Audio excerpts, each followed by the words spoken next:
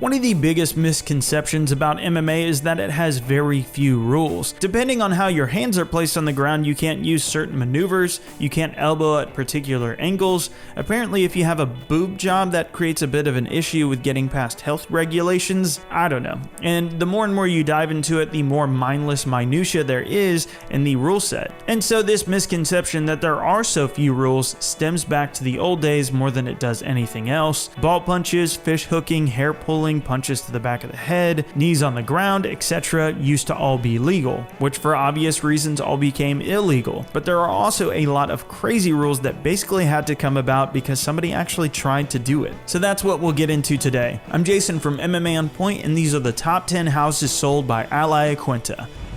Finally. Number 10, the Mac Mansion. I don't know what just happened there.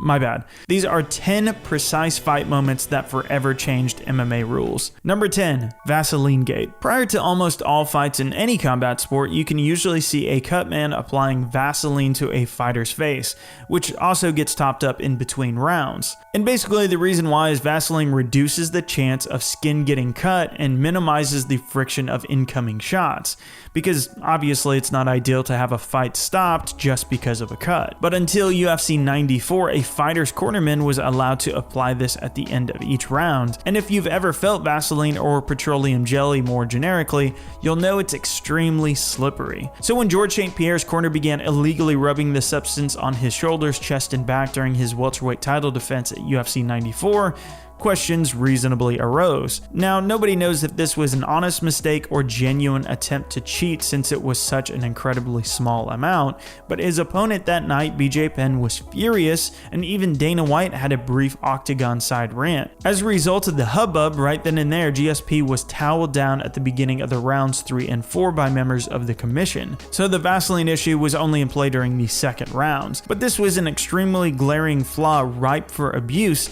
and with the extremely vocal protest of BJ Penn's camp and Dana's feelings about the entire thing, the UFC instituted a permanent rule along with the athletic commissions that employed independent cutmen to exclusively apply Vaseline moving forward to the fighters. Number 9, no more Speedos. There's not many sports that have a bigger disparity in male to female fans than MMA. Our own channel's metrics reflect that pretty starkly. We're the fucking females.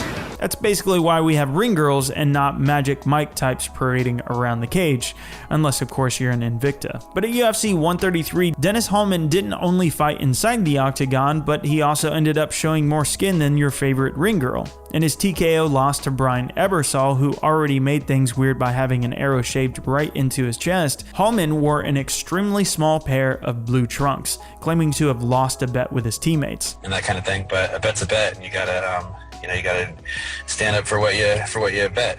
Regardless, Dana White was outraged in the aftermath, saying that he was horrified at what he saw. I'd call it disgusting. That was disgusting. And no one would ever fight in the UFC again looking like that. It will never happen again, I can guarantee you that. Thank you, Dana. For his next fight, Hallman would go on to pick up a submission win, but his contract was never renewed by the UFC. And although Dana claims this wasn't due to the clothing fiasco, not that many people are released on winning streaks. And to this day, if you type in Dennis Hallman on Google, Speedo and shorts are usually the first suggestions that show up with your results. The legend lives on. Number 8, 12 to 6 elbows. This is perhaps the silliest rule that fans want changed the most, especially if your name is John Jones. The most common reason why this straight up and straight down elbow is banned is because athletic commissions were afraid based on seeing martial arts demonstrations where they would break like a whole foot of ice or something dumb like that. Boards that were weakened ahead of time, that kind of thing. While true that this is a factor, that's actually only part of the reason.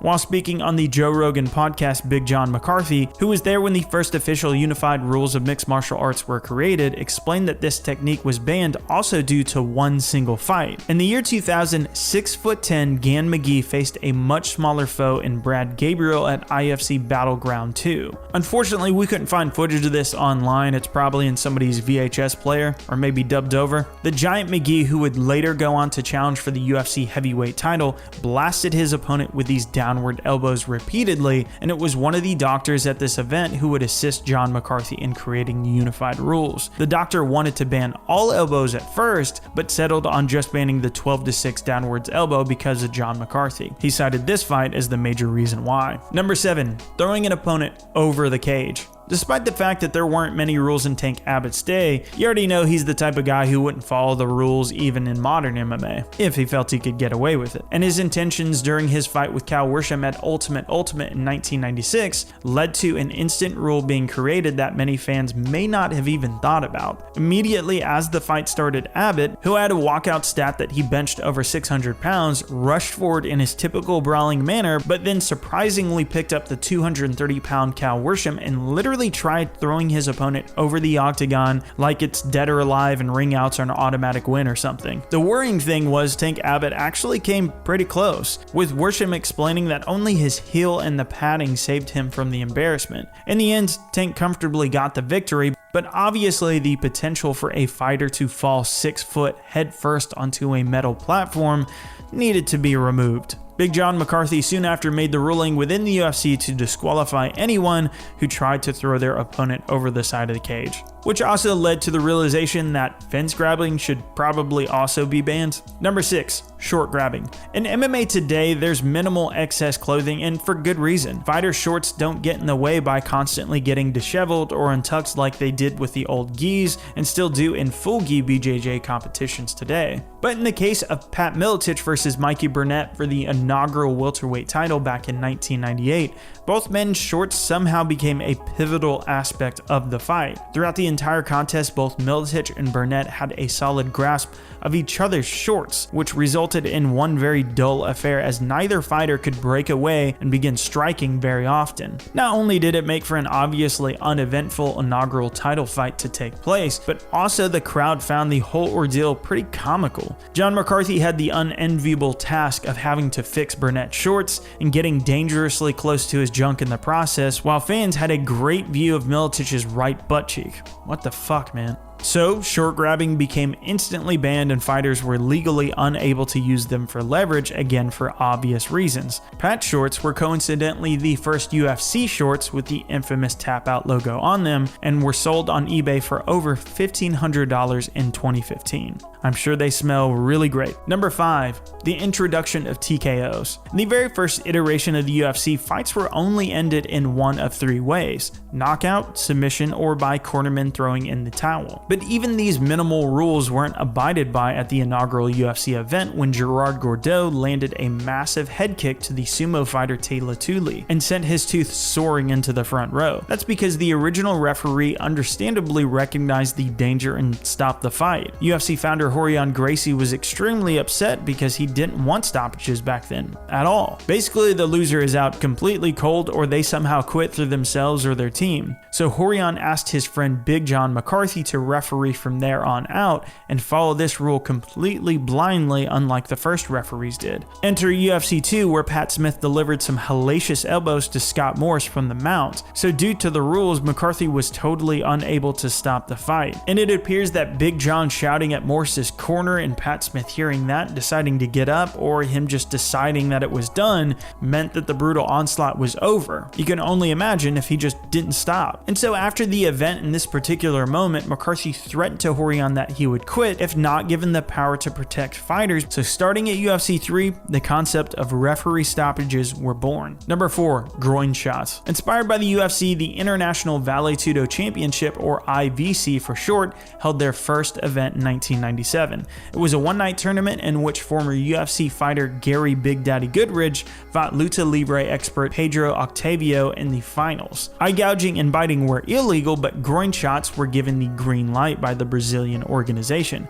to which Goodridge obliged, striking right at his opponent's prized possession, but would even go further than just kneeing Octavio's balls, digging his feet and toes literally into Pedro's trunks to try to escape being on the bottom. When the two were standing, Goodridge got even more uncomfortably intimate with his opponent, getting a handful of his junk that forced Pedro to fall to the ground in discomfort. And yeah, all this led to Goodridge securing the stoppage victory. The IVC thankfully would create a specific rule banning a fighter from reaching into their opponent's trunks for the following event. The most infamous and justified ball smashing occurred at UFC 4 between convicted gang rapist and murderer Joe Sun by Keith Hackney. But this alone wasn't enough to force an immediate rule change, as this took place a whole 3 years later before the promotion would ban it in 1997, which coincidentally was a few months after the IVC banned it, but for totally different reasons, with mounting political pressure being the biggest reason of all. Number 3. Lay and pray. After their first fight at UFC 1, both Royce Gracie and Ken Shamrock won various tournaments and titles before their rematch. The UFC's first poster boy Gracie won the UFC 2 and 4 tournaments, while Shamrock went and conquered Pancrase, picking up the inaugural title in Japan. So obviously there was a significant amount of hype when the two rematched at UFC 5, with fans hoping to see how Ken could tackle Royce's submission game at the second attempt. But instead of the interesting grappling affair everyone had hoped for, we witnessed a whole load of inactivity, with Shamrock laying tight in Gracie's guard, just avoiding submissions mostly, and barely taking the risk to land much ground and pound of his own. With there being no ruling to stand up the fighters for lack of action back then, Shamrock essentially just laid there defensively and was afraid to risk anything on top of Royce Gracie for 36 whole minutes until the fight was declared a draw, which marked the longest bout in UFC history and the first draw in the promotion ever. In order to combat this, the referees were immediately given the ability to stand up fighters for inactivity for the following event, which definitely was a great addition to the rule set. Unfortunately, this means we've seen many questionable stand-ups since then, but at least it does prevent something like this from happening. On top of this, overtime limits were formally adopted, in part to avoid number 2, the introduction of judges. The old UFC brass definitely hated the idea of having to bring in judges. They hoped that they had addressed the issue of inactivity with ref stand-ups and overtimes, therefore preventing subsequent draws. After all, aside from Ken vs. Royce 2, 68 of the first 69 UFC fights all ended with a finish. Problem solved, right? Well, not entirely, as Ken Shamrock met Oleg Taktarov at UFC 7 with Ken's super fight title on the line, but standing both men up and asking for action didn't lead to a finish. Despite Shamrock being the aggressor, the bout lacked much activity at all, and a stoppage was never close throughout the 33 minutes. Ken claimed in his autobiography that he didn't want to inflict too much damage on Oleg, who would train with the Lion's Den, but he was also known for training people ruthlessly back then with a coaching style of just beating everyone up, so sure. He also said having shoes at UFC 1 would have meant he would beat Royce Gracie. They took away my shoes because they knew that if they could take away my balance, that Royce would have a better chance of beating me. Just my opinion, they cheated.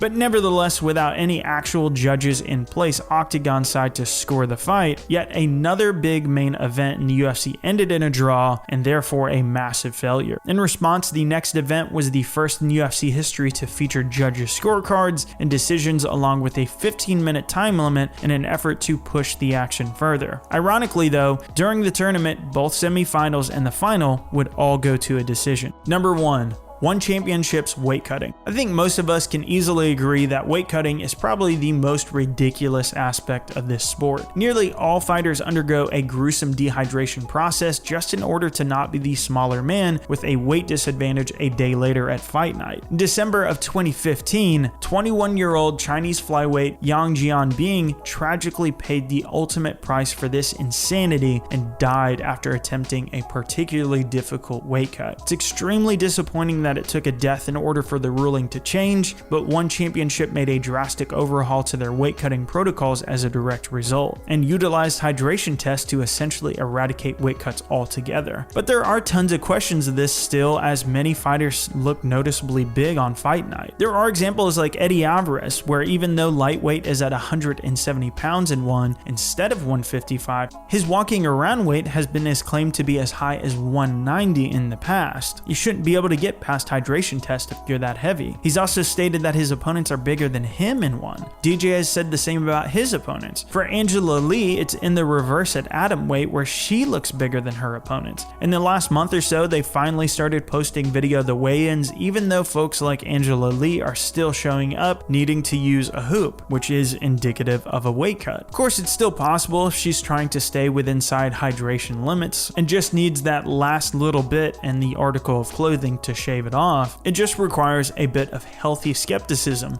because if it works properly, it should definitely be brought to MMA around the world if it can do what it claims. But the death associated with this rule automatically makes it top our list, and certainly is the most important change to make before it happens under the unified rules. I'd like to thank Tom MJ Moore for editing this video. You can follow him on Twitter at TomMJMoore. And then I'd also like to thank Charlie Howard, who helped me write this list. You can follow him on Twitter at MMA_Charlie. Thanks for watching my list, guys. If you enjoyed the video, subscribe and like. We upload at least 3 videos per week about MMA, and it really helps us out when you do so. If I missed anything on this vid, let me know in the comments, and feel free to follow me on Twitter at JasonTheHeart, or follow the official channel account at OnPointMMA. Thanks for watching so much, and I'll catch you on the next video.